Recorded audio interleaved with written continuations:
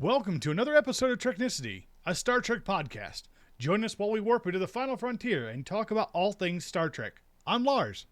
And I'm Patrick. In this episode, we're reviewing the first two episodes of Season 3 of Star Trek Picard, The Next Generation and Disengage. Finally.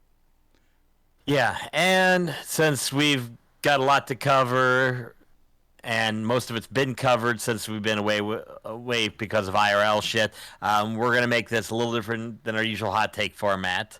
Before we begin, we do need to remind this is going to be spoilerific, so if you haven't watched it, and seriously, if you haven't watched episode 1, it's been over a week.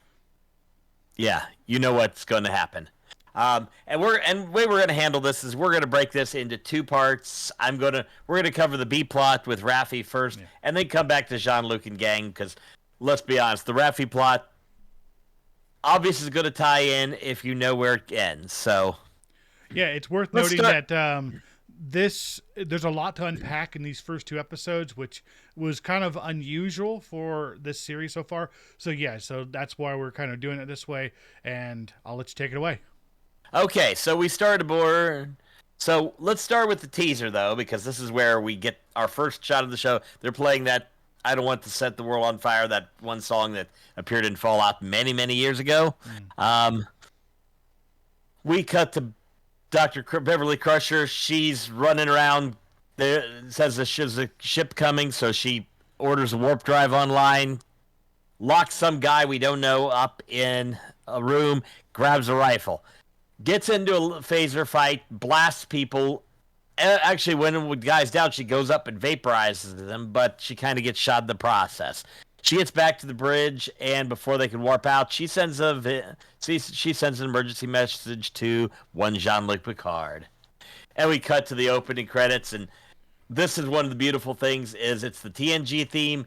It's a couple title cards, including the title of the episode, which is The Next Generation. Dum, dum, dum, dum, dum. Actually, it's really cool. Yeah, actually, and it broke away from the opening titles from the previous two seasons, which were very Picard specific. This is more the... It was Kurtzman era at its worst. Yeah, it is. It is what it is, but this one is obviously a very much a big attempt to draw that on that nostalgia for the Next Generation series. Yeah. After all, this is Star Trek Next Generation, the reunion tour. Pretty much. Okay, so let's deal with Raffi. We start out, she's on Metalis Prime in District 6. She looks a little strung out. Apparently, she's trying to score some drugs, and she's also asking Orion about some information on some experimental quantum tunneling device, which could be used as a weapon. He gives her something. She goes on about she get kicked out of Starfleet, lost her girlfriend, that'd be 7, and yeah, it's not good. But she starts questioning. He warns her that they're gonna get unalived if she keeps pushing on this. So she stumbles away, straightens up, whips out an old style communicator, reports in because she's apparently actually Starfleet intelligence. And she requests a debriefing and some more cash, and then ditches the drugs that she bought, because apparently she's not actually an addict. She just looks like one. She just plays one on TV.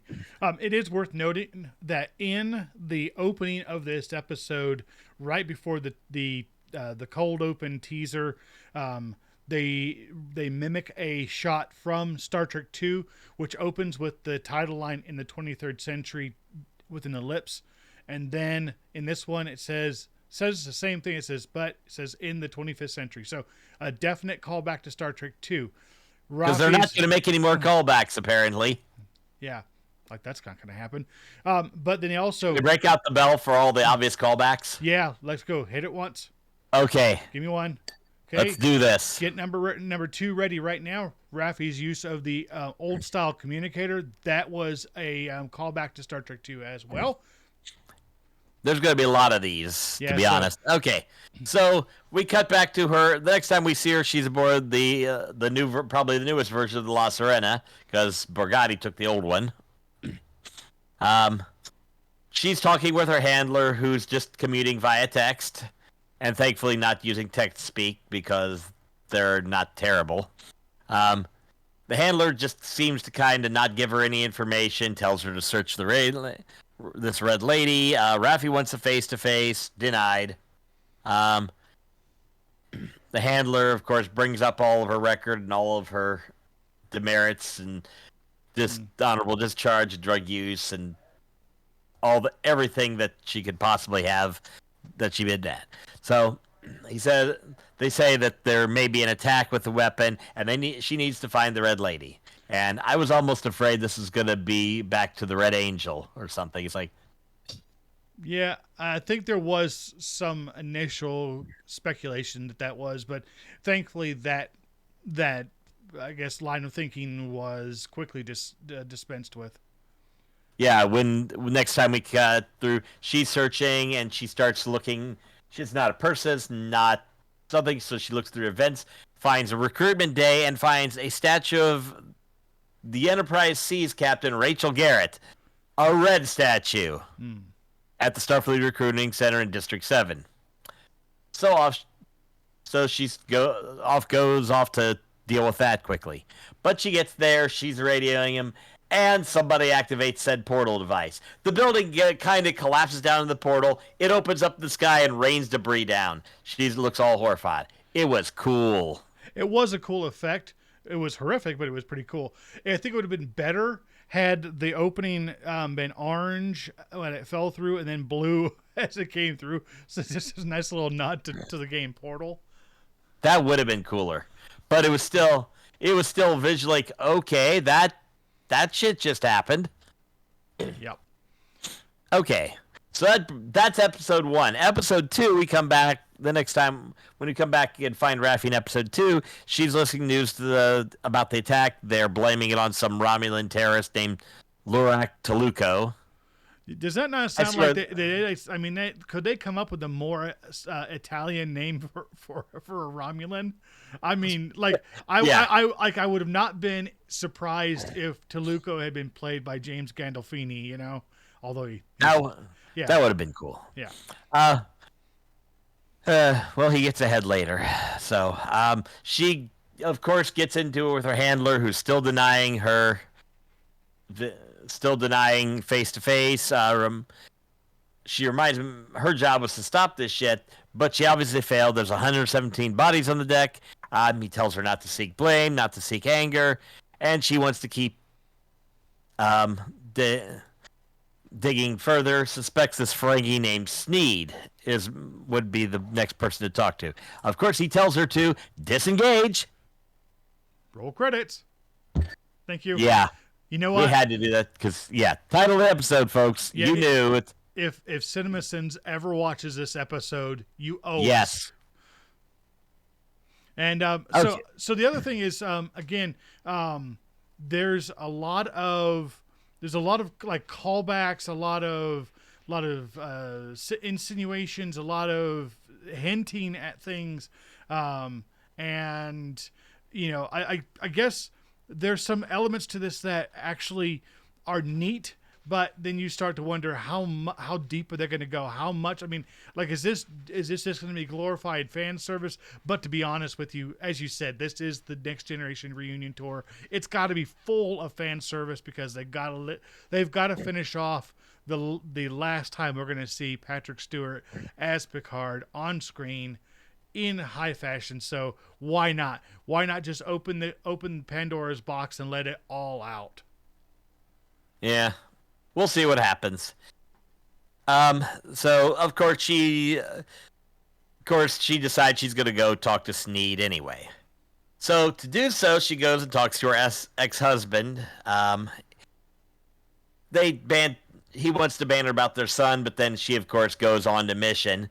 And he kind of calls her out for being overly obsessed, but offers her a choice. He can talk to his son and put in a good word for her, or he can get her the face-to-face with Sneed. What a dick. Yeah. Obviously, we know she's going to go down the rabbit hole because this is Raffi we're talking about here. Well, yeah. I mean, the thing is that those two choices are not mutually exclusive. I mean, come on. He could have done both, but no, he had to be a dick about it. Yep. But to be fair, she was a psycho-obsessed drug addict who got thrown out of Starfleet over obsession and ditched her entire family. I think we needed to have an appearance by Will Wheaton, not Wesley. Will Wheaton, right at that point, tell him, "Dude, what are you doing?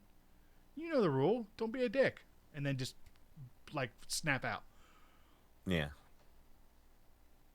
That would be cool. Okay, so she does get the face-to-face with Sneed, who turns out to be the first intimidating Ferengi we've ever seen on screen.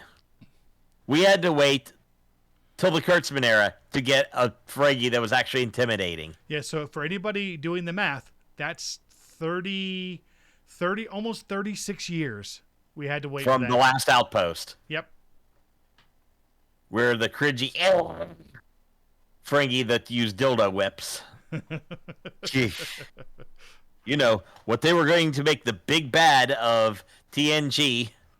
We're just silly. And now we get an actual truly intimidating, like, seedy underbelly, like underworld boss feel from a Ferengi. Yeah, I mean, yeah, I'm sure we didn't get any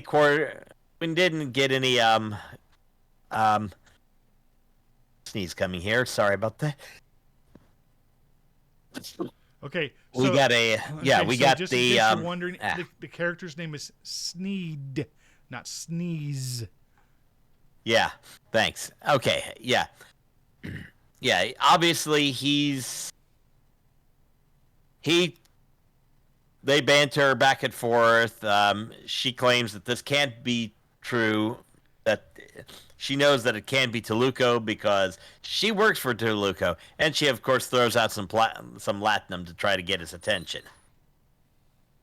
He decides to give her a little test, so he gives her a drug. He calls it Splinter, and it's some really cool shit. I think that's a reference to something, but I can't remember off the top of my head. She manages to lie, even though she's starting to trip balls real bad. And he laughs because, well, he's got something that proves that she doesn't know what she's talking about. It's Toluco's head. Guess we're not going to really worry about him. Yep. He tries to take the money. He tries to take the latinum, but she stabs him in the hand for it. Now, the guards get ready to kill her, of course, because that's kind of a dick thing. But one of the guys, obviously Ramin, gets a sword through the back. And Raffi then tries to stand up, but she's tripping balls, and she goes down hard. As we see some guy just slicing and dicing and killing literally everybody there. Including Sneed. Yeah, Sneed, well, he doesn't get a head. No, he gives a head. Shall I do it? Yes. Decapitation! Yes. It's a beautiful thing.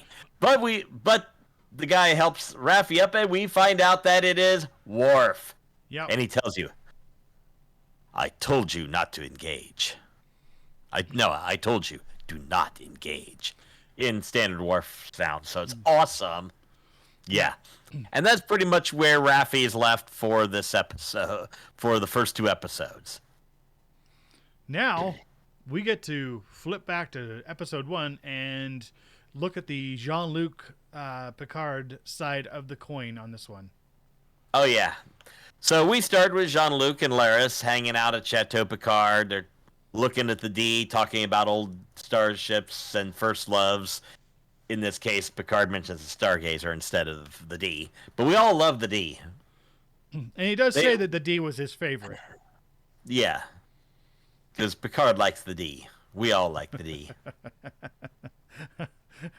Yeah. This, if you haven't figured out, this episode is full of callbacks and innuendos. Just for a twofer.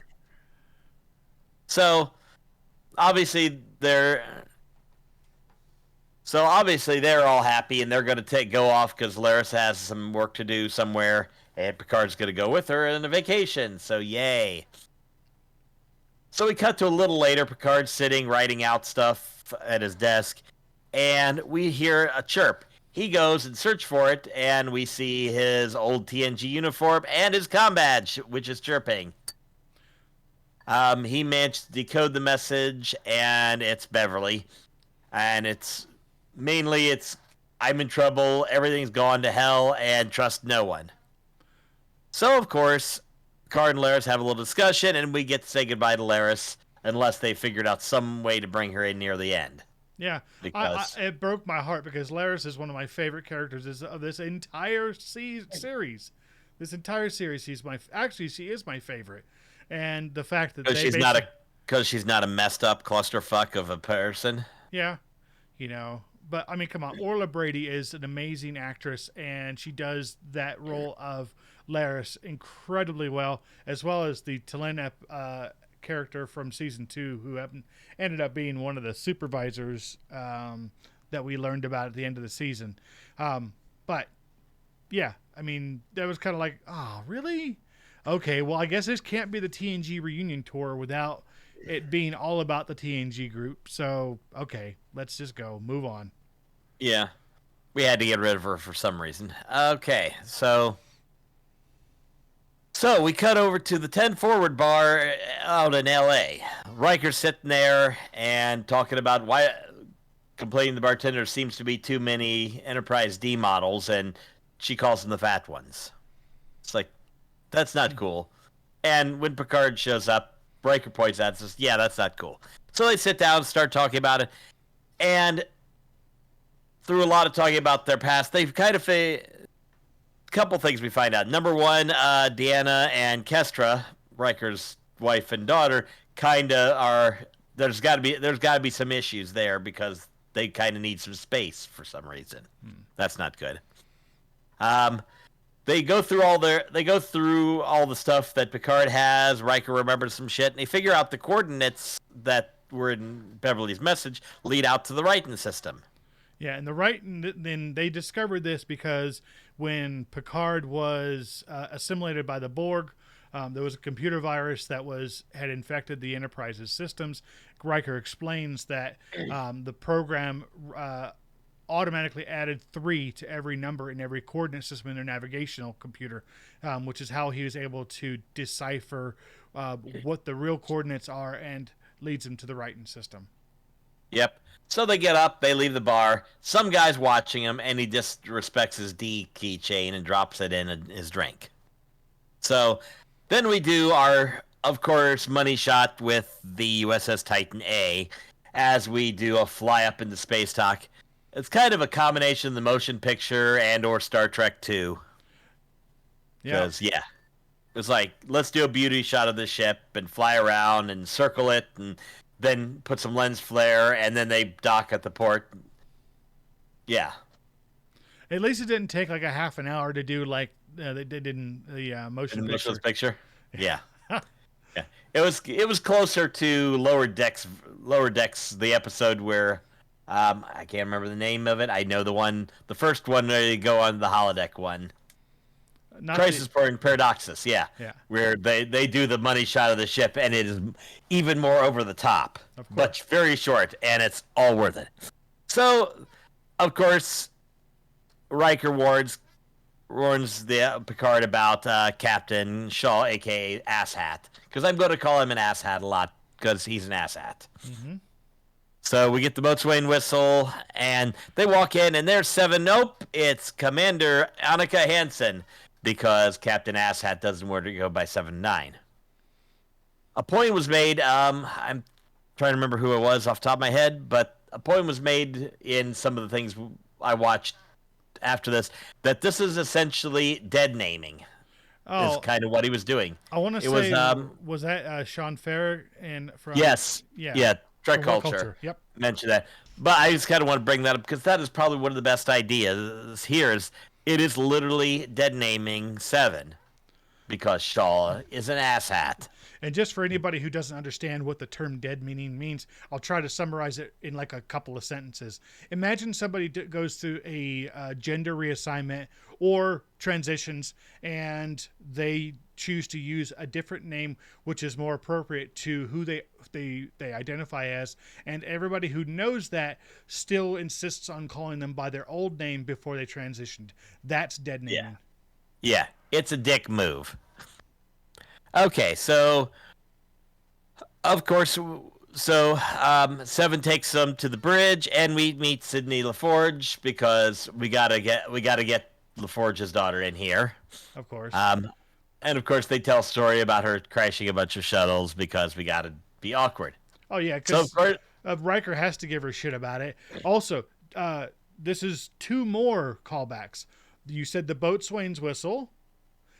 Star Trek 6, same thing, and Star Trek Generations, the introduction of an older crew member's child. So because in Generations they introduced Demora Sue. One of their old stations. Yeah, at their old station. And Sidney LaForge is the pilot of the Titan A, who, of course, Geordi originally was the navigator of the D. So close enough. Close enough for government work. Okay, so as they get on the bridge, they start to depart space dock like they did in Star Trek 3. Mm-hmm. And I think either the same music or a very similar piece of music was used for that shot. Oh yeah, I mean it's literally let's just throw all these elements that people love from the other movies in, but it's not beating us over the head bad. This is awesome. I think this is probably, to be fair, the coolest gang of fan service bingo I've played in Star Trek. Yep. Other than a few of the Lower Decks episodes, which are just so full, it's not even funny. But I'm laughing too much at that. So then they go to meet Captain Shaw, a.k.a. Asshat. He's sitting there eating, looks like a fiddly French dish, something. So they meet him. He sits there and just eats while they sit down.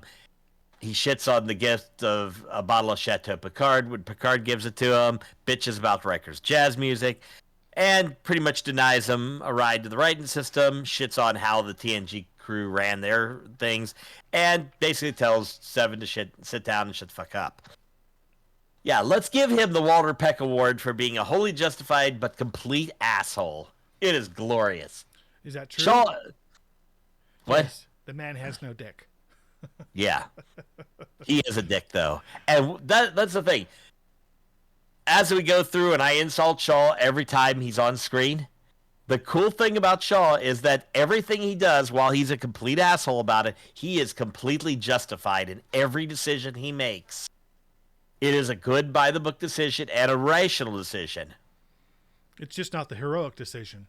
Yeah, it shits on our heroes, so we don't like him for it, but we can completely understand him, and I love it. We needed this kind of an antagonistic asshole as a captain. I mean, we've had him before. We've had Jellicoe, who was great. We've had... I'm trying to think of others. We've had some others like this. Now, to be fair, this is kind of a reaching a little bit, but Shaw is, in fact, a callback to another Star Trek character who was as arrogant and judgmental, and that was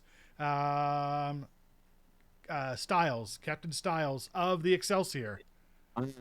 Which strangely appears in Star Trek 3. Okay.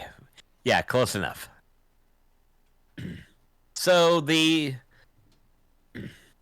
of course Riker and Picard leave that kind of frustrated because Shaw is completely not doing anything that they were hoping they could convince him to. Of course, Seven notices them talking about this as they leave. We cut back to Picard and Riker later, though. They got lower decks bunks, which is hilarious. So, obviously, they're sitting there and talking and enjoying the kind of view. But when they get called to observations, where Seven gives them some shit because they didn't include her in the plan. Because obviously they did want her to get tangled in this and have her career derailed. And yeah, they find out pretty much immediately that, oh, guess what? We're in the Righton system because Seven decided to change course and ignore Shaw. Because she's kind of missing the old days where it was simpler before Picard and Janeway convinced her to join Starfleet. Right. Yeah, because, of course, prior to the end of season 2 of Picard, obviously Seven had been disqualified from serving in Starfleet because of her former Borg assimilation, which, to be fair, is pretty much bullshit, because if they let Picard pick back up after being de-assimilated, then they should have been able. They shouldn't have had no issues with Seven joining Starfleet, because it was obvious that where her loyalties lie. Yeah. Yeah, I'm thinking. But yeah, although I will point out there's a difference between Starfleet captain who's captured, they get some Borg stuff, but they get it all pulled back out so he looks normal, but he already had a record, versus someone who just happened to ride in with Kathy Janeway, but still kind of has some of her Borg stuff in her head. Yeah, well, again, I mean, and this does play out a little bit. It's a dick move, but it is a dick move because it plays out a little bit in like First Contact when Starfleet is hesitant to trust Picard because of his former assimilation. So it does track a little bit their attitude, but at the same time, it's a little weak, a little milquetoast. Sir, we've determined, besides the hero ship, Starfleet is full of a bunch of assholes. True. Anyway, so let's get back to it. So obviously they get to the bridge, see they're in the right place, and Seven says, "You got 4 minutes. There's a shuttle. Go." They manage to get to the shuttle. No, actually, I'm sorry. Shaw comes up and is kind of pissed because obviously his number one just went off mission. So he tells her she just loyaled herself out of a career and has the ship locked down. Of course, the shuttle gets out before that. Right. Now, so what's really funny about this is the fact that seemingly like really well timed that he wakes up and looks out and sees a nebula. Now, to be fair, I mean, yes, okay, maybe I'm being a little bit nitpicky on this, but the fact is the dude woke up, looked out, saw a nebula, and knew they were in the Righton system. Like, come on. Okay, fine. If it's a plot device, fine, whatever. But again, you know, it's like you have to do this for the drama of TV. So maybe I'm being a little bit overly critical on this one. Yep, you are being a little bit critical because number one, he knew everybody needed to go to the Righton. They wanted to go to the Righton system. He knew where they were supposed to be going, and when he looks out his window, they're not where they're supposed to be, so it's probably the Righton system because, of course, they would. Yeah, I guess. I mean, again, as you've said, he's a competent officer. He may be a very dick. Competent. Yeah, he may be a dick, but he's not an idiot. Yeah, and I do like I said again, I like that. So Picard and Riker are on the shuttle. They arrive at the Helios. They board. They find leftovers from Beverly's phaser fight. They find Beverly in a tube. And the other guy, turns out he's behind Riker with a phaser. That doesn't last long because he gets that knocked away from him. They question real quick what's going on and ask who's pursuing him. He hits the blast shield, and in comes a big bad ship, and we cut to the end credits. So that brings us to episode 2. Now we're going to pause for just a moment, do the teaser.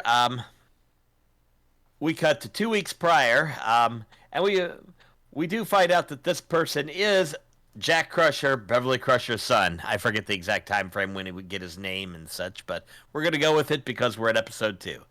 So he has an encounter with Fenris Rangers. They're questioning him on medical supplies.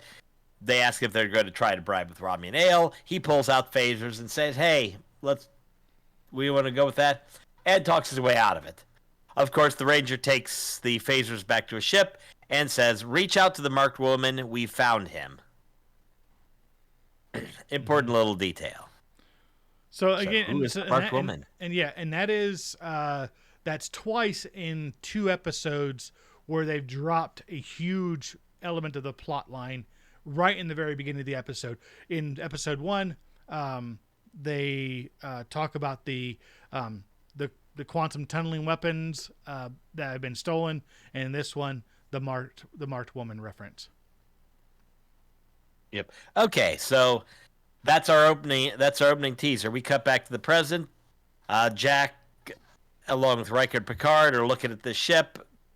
Jack's detailing all their encounters they've had for the past couple months with the Rangers, the Klingons, and some Starfleet officers who tried to prime direct them out of existence. So they talk a little further, determine they need to get on the shuttle and GTFO because Beverly's kind of trying to be dead. Meanwhile, the Titan's just sitting out there waiting, and they kind of detect some readings indicating their ship.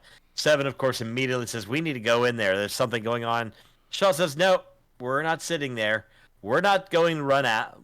We're not going to run out and get ourselves into trouble because Picard and Riker decided to do some gallivanting and shit." Meanwhile, on the Helios, they're preparing to get that shuttle and get to that shuttle, but the big bad ship fires some torpedoes and slags the shuttle real quick. Of course, and as anybody who is paying attention, as a piece of the shuttle's hull goes flying towards the camera, you catch for a split second the name of it, which was the shuttle Savick. Sweet. So, obviously, after this little scene, Captain Asshat standing there, just watch it, looking. Seven goes and calls him out on it. Says we need to go. Tells him he can either go and rescue Starfleet legends or sit back and let them be all dead. Which actually is, and it's a good way to get the Titan into that situation, because again, logically speaking, Shaw had no reason other than any sort of instilled loyalty to the history of the service records of these two officers. He had no other reason to get involved. And again, he was leaning back on his Starfleet training, saying, "Hey, out here in the middle of nowhere, when we got a hostile situation, the safety of the crew is paramount over anything else, and I'm not putting the lives of 500 people behind that of two crusty old guys."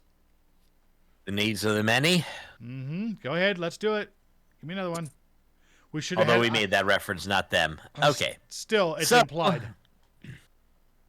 So meanwhile, on the Helios, they're still discussing what to do, because now they don't have a shuttle. Picard's shuffling around. He doesn't have a plan, but he's got transport inhibitors. As soon as he gets them fired up, the big bad ship tries to transport Jack. Yay! So they send some more guys over. Those guys get unalived real quick. So obviously the next thing, we tractor that ship. Yep, and as they're trying to tractor in, they know that the tractor beam is basically going to destroy the Helios, and they're getting sucked into this big bad ship, and they know they got to do something about it.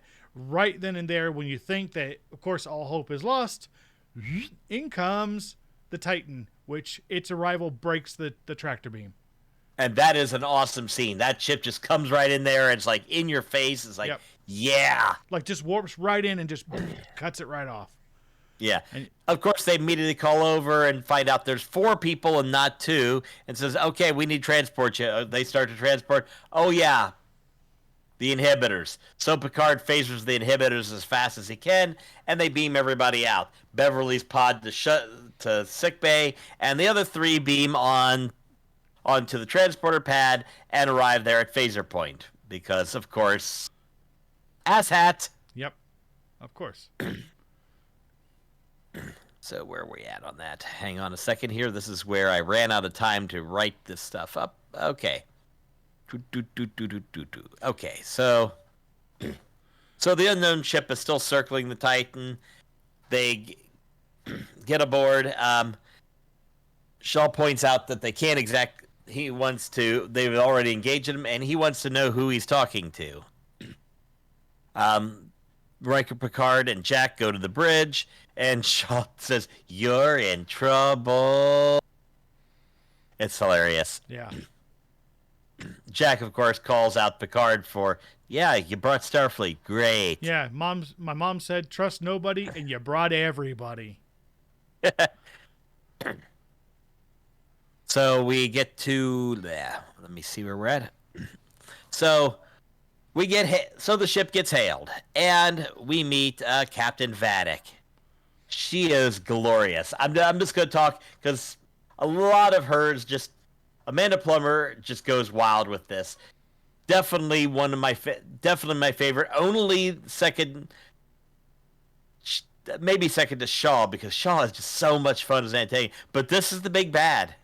Yeah. She stands there, and she's just gloriously saying she's just happy, and she talks about Shaw's record and Picard, of course, and basically she wants Jack because he's a criminal.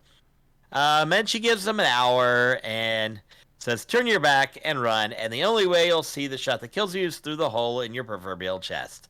Which that's a beautiful antagonistic line, but also it's a good almost like PG-13 way of saying the things that her character Honey Bunny said in Pulp Fiction, which I won't repeat here on the show because it's a little over the top even for what we do, but still same kind of general vibe.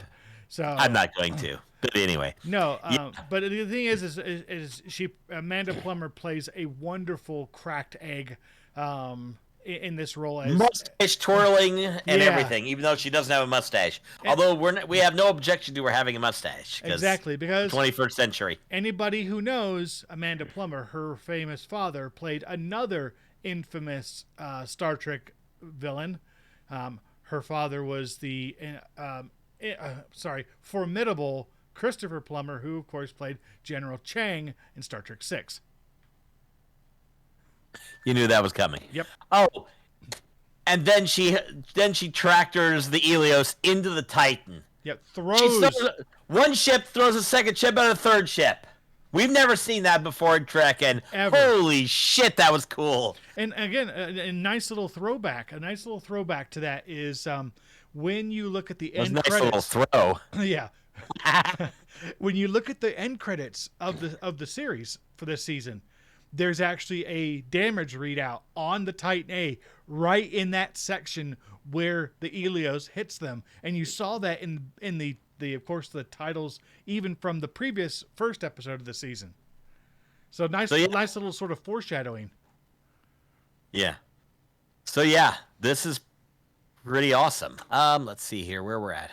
So as we know, we know that Captain Vedic basically says that what they're looking for is they're looking for Jack. They want him. Let her have him. Then they can go. Of course, Picard, Riker, they rail against the idea of handing him over because they now know that he is or believe that he's Beverly's son. So they're not going to just hand him over. Which of course Shaw is like, well, dude, you know what? Let's do some research. Find out about this guy. Go find me some information on this dude, and which they do. And he does hand that information over to Picard to confront Jack with.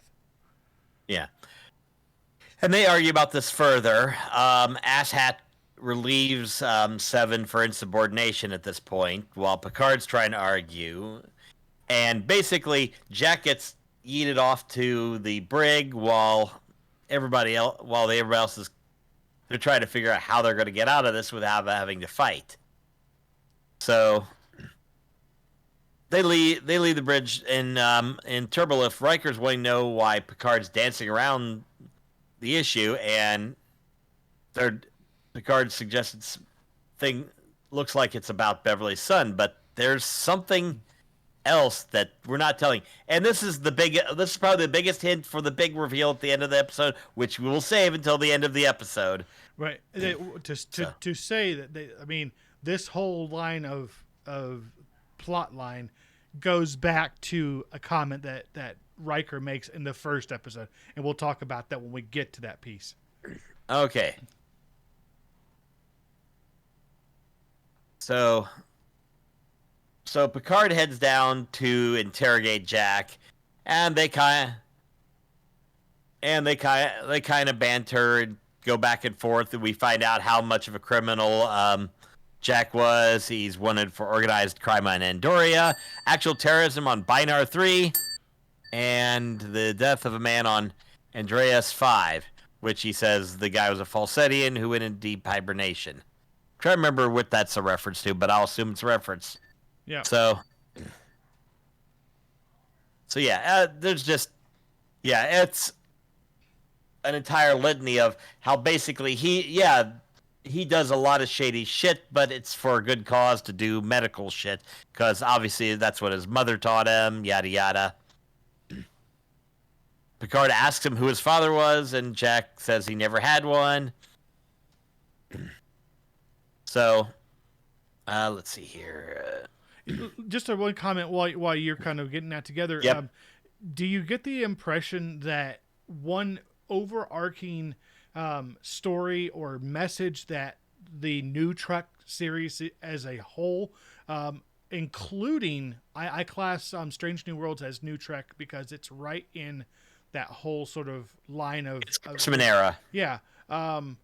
They basically the story is that good people do bad things for good people often do bad things for good reasons, and Jack Crusher is a perfect example of that that philosophy. It's the rogue archetype. Yeah, pretty much. So obviously there's some tension between Picard and Jack, and Jack basically says, yeah, at this point, if handing me over to them will keep my mother alive, I'm ready to do it. And Picard leaves him, pointing out he's only got 18 minutes to decide what to do. So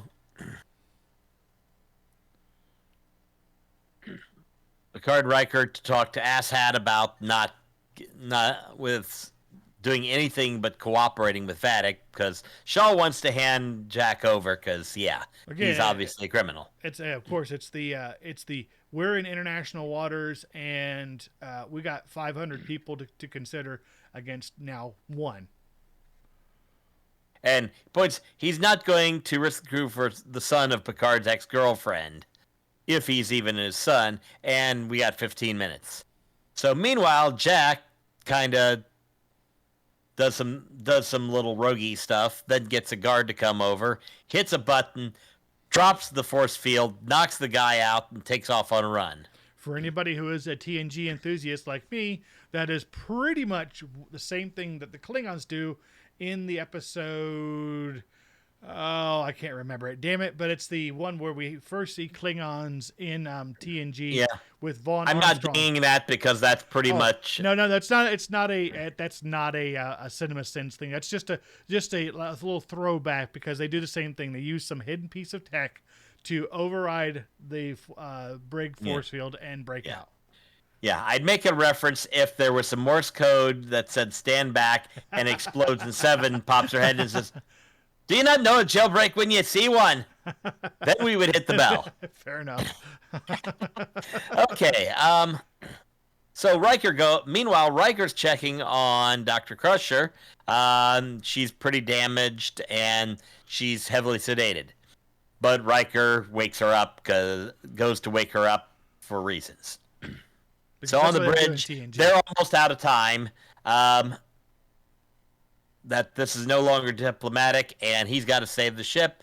Of course, Vadic pops up, and she just sits there and kind of cackles and enjoys the moment and chews the scenery, but not so much that it's cheesy. We discover her ship is named the Shrike, and it's named after the Earthbird, one that doesn't attack in anger or malice, one that isn't made frantic by hunger, but rather kills surgically, carefully. And says you can either give up Jack or delay, and with each passing moment, she would peck and jab at them till they had nothing left but the choice. But certainly take your time. She's wonderful. Okay, so Shaw's decided to turn Jack over. But at that point, they get a security breach that Jack's escaped. Shaw orders security lead to have everything locked down. Seven immediately just says, "Okay, I don't care if I have a rank or not. I got to find this." She finds him, gets him at phaser point, calls the bridge and reports it. And obviously, and Shaw's like, "Hey, you might have just gotten your rank back. Yay." Jack basically says they all figured out at this point Jack was trying to turn himself over, and they're ready to do it until Riker escorts Beverly onto the bridge. Beverly looks at Picard. Picard looks at Beverly. Beverly looks at Picard. And then look at Riker. Beverly. And then the horns start playing. Dun, dun. No, not that part. Sorry. Wrong franchise. You see R2 roll out and a little open up. And everything clicks at that point. Picard says, calls belay that order and says, and has everything locked down and says the boy stays here. Shaw asks why, and he says, because he's my son. Holy shit. Yeah. Although, let's be fair. As I said before, that was... Shaw says, okay, shields, let's do this. Let's get out of here. And they beat feet into the nebula with the Shrike following, and of course giggling maniacally, and it is beautiful. It's like, it's on. They're after it. The shit is fully engaged. Yeah, because as soon as Shaw realizes it's Picard's son's like, shit, we're doing this. All right. Okay. We're in. Yep. Yeah. Let's do this. Screw it's it. like he knew what the score was at that point. Exactly. So, yeah, I mean, look, as I was saying, this reveal was telegraphed way back towards the end of the first episode, especially when Riker makes the comment about noticing certain mannerisms from Jack that, he's like, he's even trying to tell Picard, like, doesn't he remind you of someone? So, so the thing is, what we have is we have the hero protagonist, we have his ex-girlfriend, we have the revelation of his son being there, and them facing down somebody seeking some form of vengeance for a perceived slight. It's almost like I can say this. I've seen this before. Yeah, it's almost like I swear we've seen this before. I just can't put my finger on it. The callbacks to Star Trek 2 and 3 and Star Trek 6 and I don't know. I just can't. I can't put my finger on it. Yeah. Here's the thing. The big thing with these first two episodes, and I have a feeling for the seasons, they are going to they are trying their best to give this as much of a TNG vibe in the Kurtzman era as they can. Well, yeah, and it's not even just that. I mean, come on, look at the design of the Titan A. It completely divorces itself from the design of the original Titan, which was Riker's ship. Okay. Yeah. So the Neo Constitution. Yeah. And here's the thing: they say that this is a refit of Riker's original Titan. It's like, really? I don't get that at all. I mean, they like took a 200-year or at least 100-year step backwards in the design of the Neo Constitution class. Don't get me wrong, the design is beautiful. Beautiful. I mean, if you saw this one in like the original series movies and stuff, you'd be like, Enterprise who? That was really cool. But let's not. I mean, there can't be any 6 degrees of separation bullshit going on with these two ships, because they're quite clearly different designs. I mean, yes, you get it that Shaw gives Riker shit about having to purge the computers of his bebop, aka his jazz music from the computer, and all that. Shaw's an asshat. Yeah, I mean, come on. I mean, the ship, again, is beautiful outside and in. The huge sweeping Alcars displays now. I mean, just the aesthetics on the inside and outside are amazingly cool. But don't pull my leg, because it's long enough as it is. Yeah. And let's be honest, the opening credits have the TNG theme and the TNG fonts and TNG colors, and they dispense with the old Picard theme crap for the most part. They end with the end credits music from First Contact, because that was the best. Yeah, that was the best TNG movie. Arguably, for me, the best Star Trek movie, period. It's up there with 6 and Wrath of Khan. Yeah, as in the top 3. Absolutely. And so, yeah, I mean, a ton of great nostalgic callbacks in this series.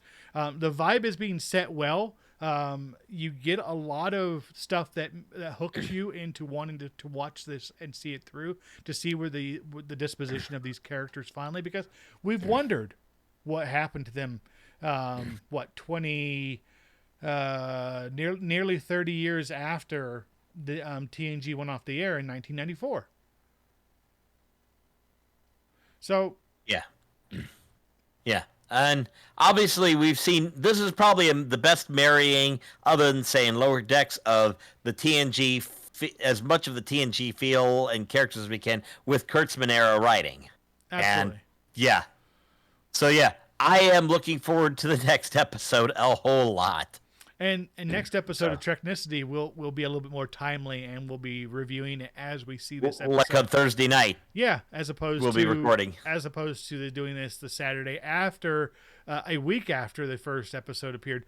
The good thing about it, though, is because, I mean, due to IRL stuff going on with myself, I was unable to be in my home office to record. I was actually visiting with family, so I did get a chance to hang out with Patrick, and we watched the episode together at his place. We haven't done that in a long time, so in the grand scheme of things, that was a nice little, I guess, a little bone to throw us, so that we could get in the vibe. And I'm thinking this is going to be a fun ride for the rest of the season. So yeah, let's wrap it up and let's get ready for the rest of the season. Absolutely. So that's all the time we have for this episode of Treknicity. Make sure to check us out here on social media. You can see down here, see all that stuff on there. See right there. All that stuff. Go check us out down there.